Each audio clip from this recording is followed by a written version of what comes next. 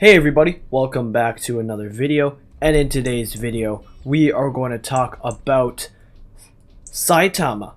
Okay, now you may be wondering which one, and we are going to start off with Saitama Jobless. Now this guy is looked as one of the worst characters in One Punch Man world, but I'm going to show you guys how you can make this guy actually work. And so many of these amazing characters can be played right. Even Moomin Rider, even, I don't know, Golden Ball, they can be played. They're all playable, and I'll show you why Saitama can be a playable character and why he's actually one of the best tanks in the game. As one of the only tanks in the game, he has to be good in order to actually be played, and he can be played. So I'll tell you his upsides and downsides right now.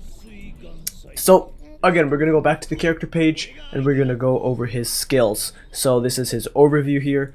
Let's start off with his pursuit skill.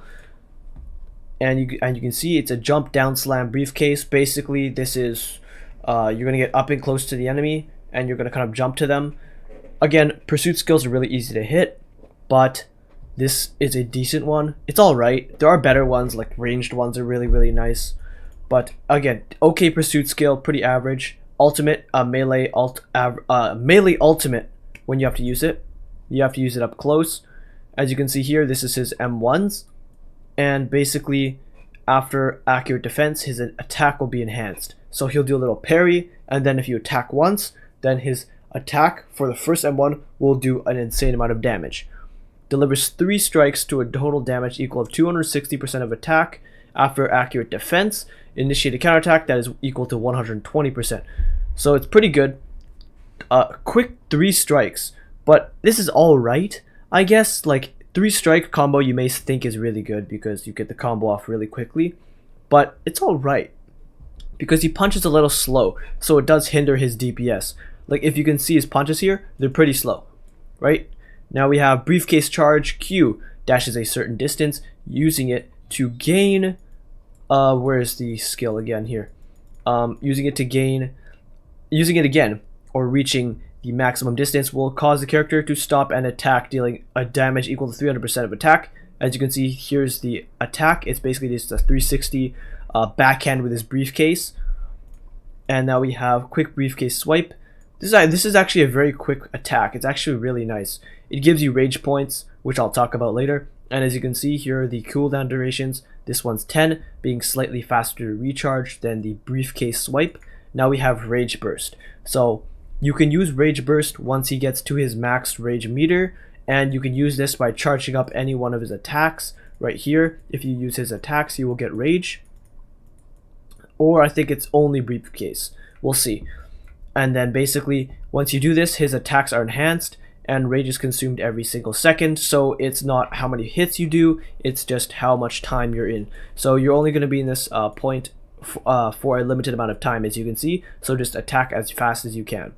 So it says, can only be used when reached 100 points. All skills immediately start to cool down. So basically, what happens is, you should use all your skills before clicking rage, because once you click rage, now it will refresh all these skills, and you can use them again.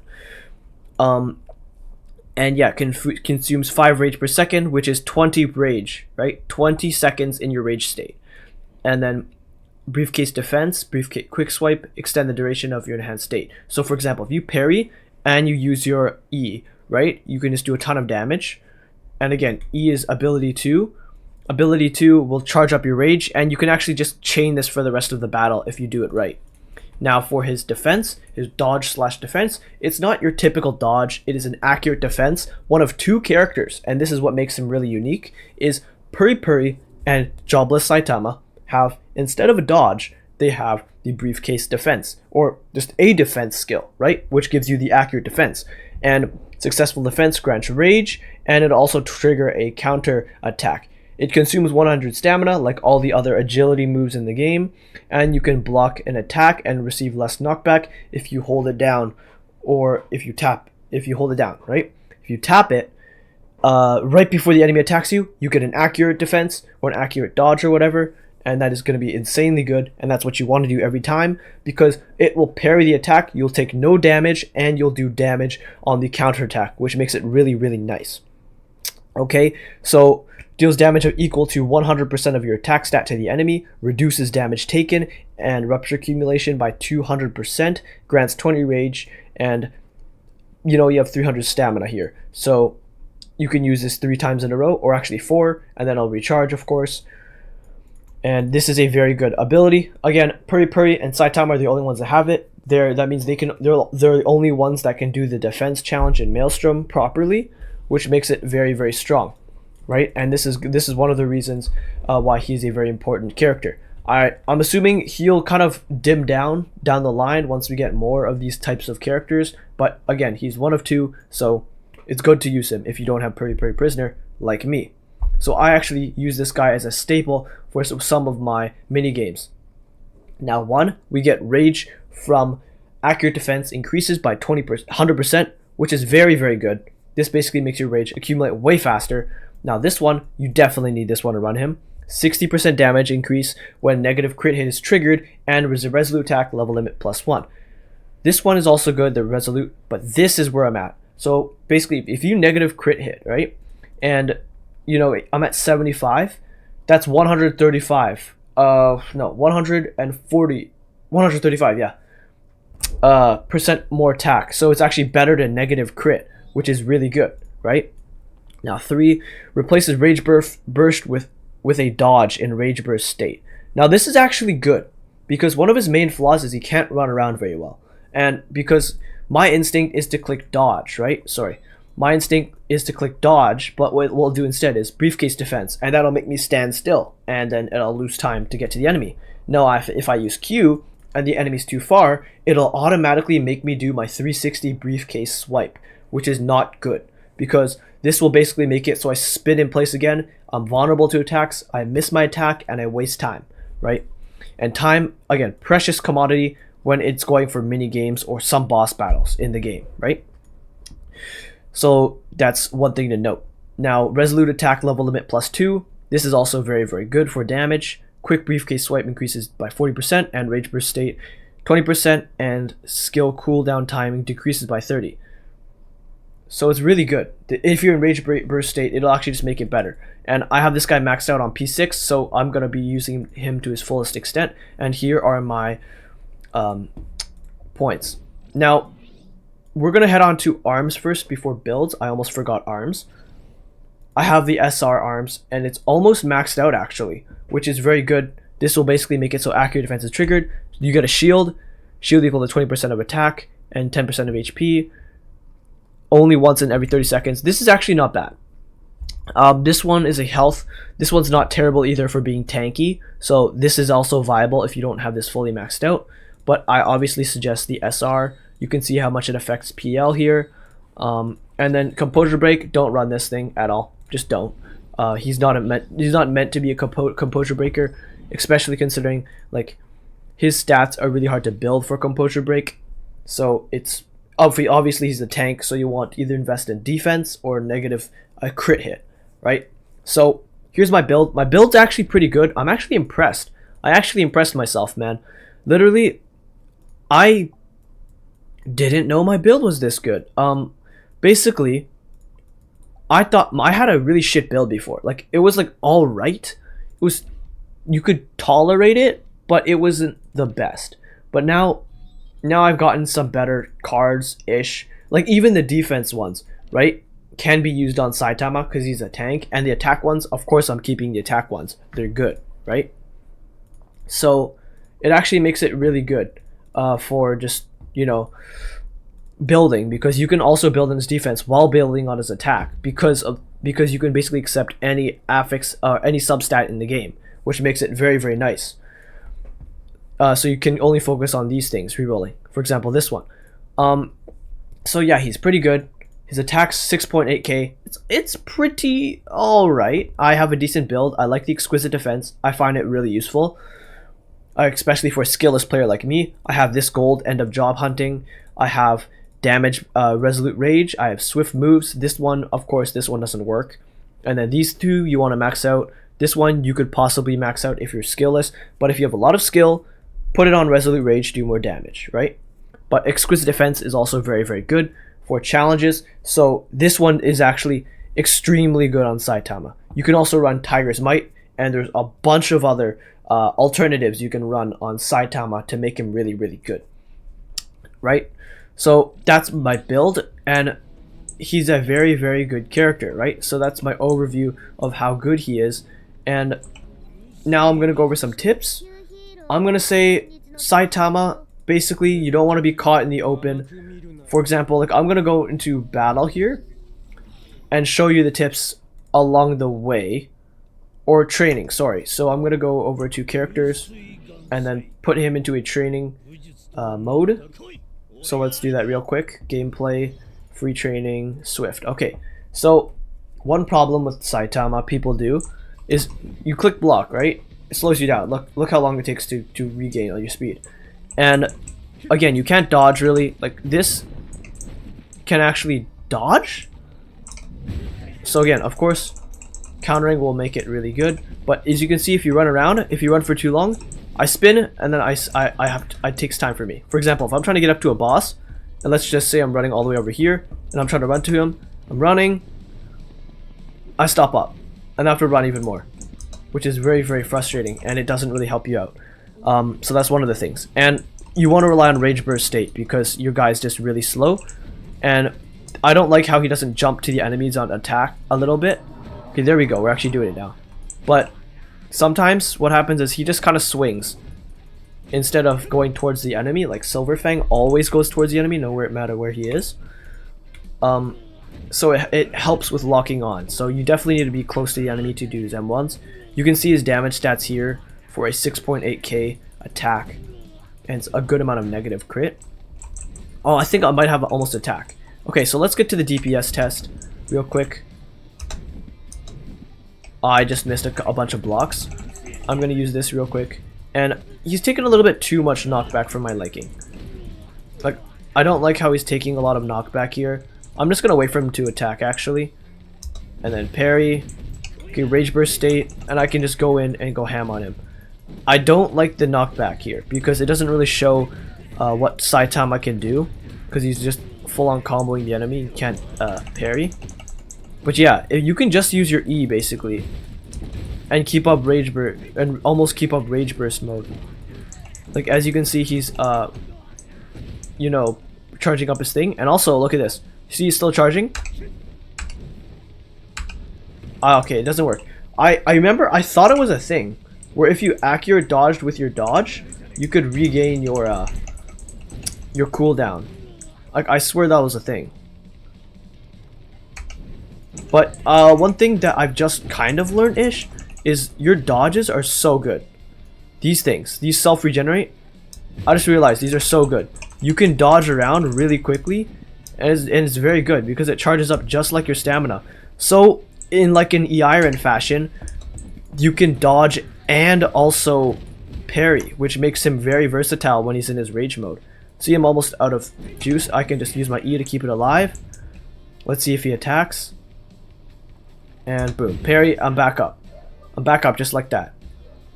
And eventually I can just stay in this mode forever if I just keep parrying, right? So that's very good. I didn't quite check his DPS, so I'm gonna do that real quick. Okay, so it's around like, I'm gonna say, oof, it's getting hot, it's getting hella low, holy. Okay, well, I gotta basically parry first, and that's my main issue. So there we go, hit the parry, hit the rage. And then I think I'm bumping my attack up just a little bit. But really what's really good about this is the parry. Look at that, 62,000 damage. And if you just keep parrying, you will basically bump that up extremely, right? So I'm gonna go quickly into a battle before it's too late. And let's go show you guys what he can actually bring to the table and what he can actually do. So right here I'm gonna queue up a memory commission, and I'm probably gonna do I have any Pluton ones? Because Pluton is a very good boss for this. Here we go, Pluton. So again, this guy is bad on AI. Another tip I like to give: he's not very solid on AI at all, and that's one of his main issues. Is that he just doesn't shine on AI. And you, again, like most tanks, you have to play him on main. For example, Puri Puri, Silver Fang, Metal Knight's an exception. I don't really consider him a tank, even though he has this. And I think the 3 tanks in this game is Silver Fang, Puri Puri, and Saitama, and that's who I consider a tank. And they all kind of don't play well on AI. Now I'll show you this. I'm gonna bring in Silver Fang here for a healing arms, and he's going to I'll show you how good he does on AI. He has 10k attack, remember that. So I'm gonna go for Pluton because I can probably beat this boss easier than if I didn't play Pluton, because I know how to parry on this guy. Someone's already brought his attention away from me. So yeah, see that? That's not a regular move he does. Like, the amount of degrees he just spun, because of the fact that he was targeting somebody else. He did some weird shebang, and then I couldn't really hit him. Or I couldn't really parry. Now, Rage Mode does get me with a lot more DPS. And he's gonna do his little tornadoes. Nice. Block, block. I didn't block the tornado there, unfortunate. But he's pretty a solid character. And I'm gonna run up to him now.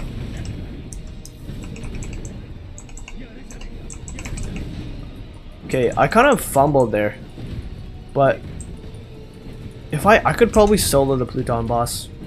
I'm just taking a lot of fire damage right now because my teammates are here. Okay, I'm gonna try my Q ability to run.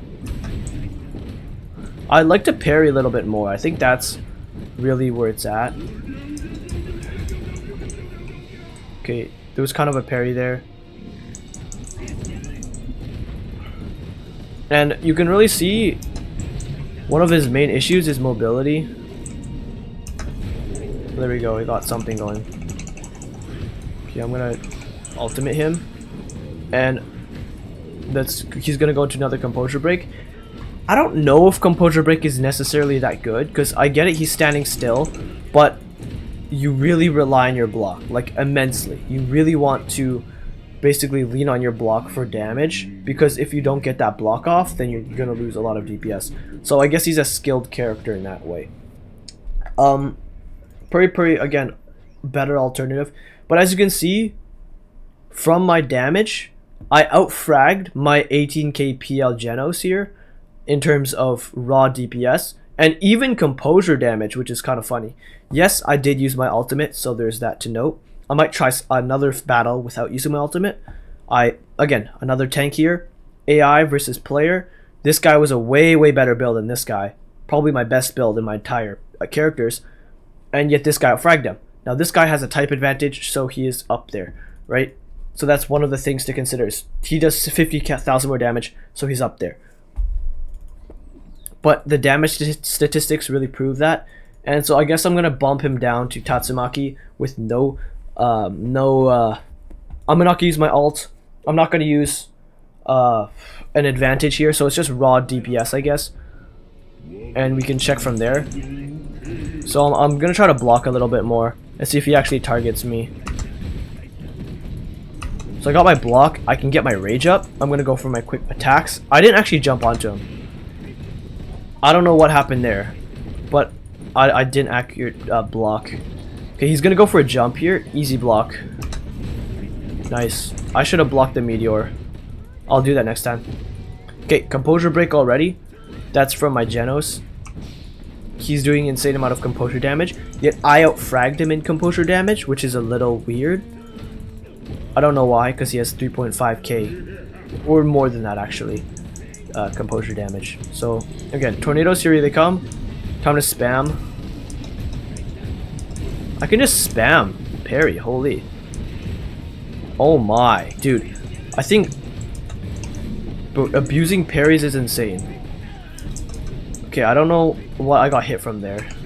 I'm gonna dodge here to get a better placement here so he can target me with my teammates. Did not accurate block there either. So Exquisite Defense would have made that an accurate block. So again, that's why I really like Exquisite Defense. Very, very good.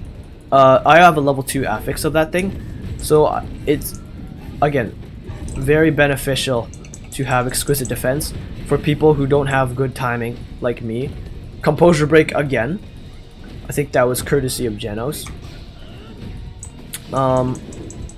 Yeah, dealing a lot of damage. I'm not gonna click that ultimate button. If I do, I'm gonna be heartbroken. Okay, he's gonna dash. I'm gonna go for this, and he's gonna jump in the middle, so I'm gonna dodge and run up to him. I think I can just parry all these. Oh my god, yeah. Okay, so he did hit his shield. A little annoying, but I did end up breaking like 2 of his health bars alone with my parries. And that's one thing to note, is that you can abuse his parries. Basically, if you're taking an AoE damage, you can just spam parry. And my Stinger is around the same PL, but he gets absolutely knocked. He gets absolutely knocked around everywhere and dies to Pluton, even with a morale advantage. And this guy is surviving. And yes, yes, Stinger had the Silver Fang heal. So this guy's just tanky. Like, look at that. Look at that damage, man. This right here is a perfect representation of what Saitama can do. Worse build than all of these guys. Lower PL than all of these guys. I abused his parry, which, sure, it's not really a cheat because you can do it with any boss in the game. Almost. So it's almost like tech. Basically, like that tornado that hits me constantly with little chip damage and I don't take any knock from it. Spam spacebar. Like, just spam the crap out of it, because you'll parry your parry your parry your parry. And the parry itself does damage, not only the counterattack does, so you can just spam it as much as you want without waiting for the counterattack and risk getting like knockback, right? So as you can see, 37 composure DPS. I gotta take a look into that. I don't know why he's doing that much composure DPS. And then we have Genos, of course, trailing similar stats, very, very similar all around the board. You can see how Silver Fang's lagging a little backwards, but dude, I might change my mind about Jobless Saitama. This guy, like, I use Zombie Man, right? And then I kind of slightly frag above my teammates, right? But this guy has a significantly worse build, and his merit's 13, right? So he should get knocked around, right? But he's not getting knocked around because he has knockback resist, less knockback resist than a merit 16 maxed, right? But somehow, some way, dude, he's like not getting staggered from these hits. I'm parrying okay, right? I'm doing DPS and I'm doing damage. Like, I'm actually hitting these guys like a freight truck with one of the worst characters supposedly in the game. So this video alone might change my entire outlook on Saitama. I did not know he could do this much damage. But again, one downside, like I said, is AI. If you put him on AI, he's not going to perform like how you would. But if you're playing him, well, good luck to the enemy, to the opponent, to the boss. You're not dying. You're just not dying. If you have this guy as your main build, you're not going to die. Okay? So that's what I'd like to say about Saitama. Actually, a lot of positive things for him. He's actually doing some damage, putting in some work, which I really do like. And yeah, shows to you, I'm basically making these guides to show you guys how you can become a better player and how every single character in this game can be playable. And Jobless Saitama totally showcases the fact that all these characters are great. Okay, so again, thank you guys so much for watching my video. I will see you guys in the next one. Have fun, everybody. Wait for those updates, and peace out.